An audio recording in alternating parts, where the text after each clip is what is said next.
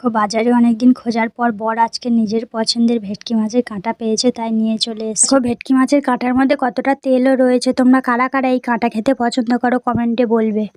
পরের দিন তোমাদের এই তেলটাও রান্না করে দেখাবো।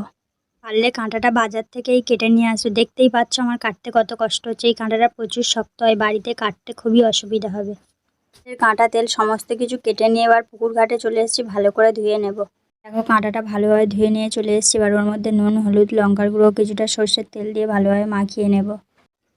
এদিকে এবার গ্যাস ধরিয়ে নিয়ে একটা কড়া বসিয়ে দিয়ে কড়াটা ভালোভাবে গরম করে নিয়ে এবার ওর মধ্যে সর্ষের তেল দিয়ে তেলটাও ভালোভাবে গরম করে নিয়ে মেখে রাখা কাঁটাগুলো দিয়ে ভালো করে ভেজে নেব।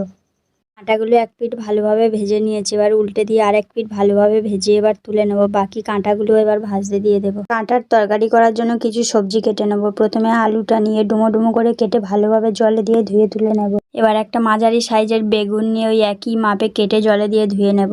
4টে পেঁয়াজ, একটা টমেটো, 4টে কাঁচা লঙ্কা ও কিছুটা ধনেপাতা নিয়ে জলে দিয়ে ভালোভাবে ধুয়ে নিয়ে পেঁয়াজটাকে কুচিয়ে ও টমেটোকে টুকরো করে কেটে নেব।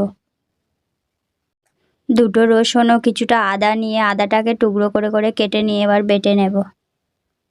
এদিকে আমি সমস্ত কিছু গুছিয়ে নিয়েছি, আলু, বেগুন, পেঁয়াজ, লঙ্কা, টমেটো, ধনেপাতা। এবার গরম কড়ার মধ্যে কিছুটা সর্ষের তেল দিয়ে বেগুন দিয়ে সামান্য নুন ও কিছুটা হলুদ দিয়ে ভালোভাবে লাল লাল করে ভেজে তুলে নেব। তেলের মধ্যেই আলু দিয়ে কিছুটা নুন ও হলুদ দিয়ে আবারও ভালোভাবে লাল করে ভেজে তুলে নেব। এবার ওই তেলের মধ্যে পেঁয়াজ কুচি দিয়ে কাঁচা লঙ্কা ও টমেটো দিয়ে কিছুক্ষণ ভেজে নেব। এবার পেঁয়াজের মধ্যে স্বাদ মতো নুন দিয়ে আবারও কিছুক্ষণ ভেজে নেব, যতক্ষণ না পেঁয়াজ বাদামি কালার হয়ে আসছে। এবার পেঁয়াজের মধ্যে আদা রসুন বাটা দিয়ে আবারও কিছুক্ষণ কষিয়ে সামান্য হলুদ গুঁড়ো, লঙ্কার গুঁড়ো, সামান্য জল দিয়ে যতক্ষণ না মশলা থেকে তেল ছাড়ছে ততক্ষণ কষাতে হবে। মশলা থেকে তেল ছেড়ে দিয়েছি, এবার ভেজে রাখা আলুগুলো দিয়ে বেশ কিছুক্ষণ কষিয়ে নেব। কাঁটাগুলো আগে থেকে দিয়ে দেবো, নাহলে কাঁটাগুলো শক্ত হয়, সিদ্ধ হবে না। এবার ওর মধ্যে ভাজা বেগুনগুলো দিয়ে আবারও কিছুক্ষণ কষিয়ে নিয়ে এবার ঝোলের জন্য জল দিয়ে একটা ঢাকনা দিয়ে ভালোভাবে ঢাকা দিয়ে দেবো।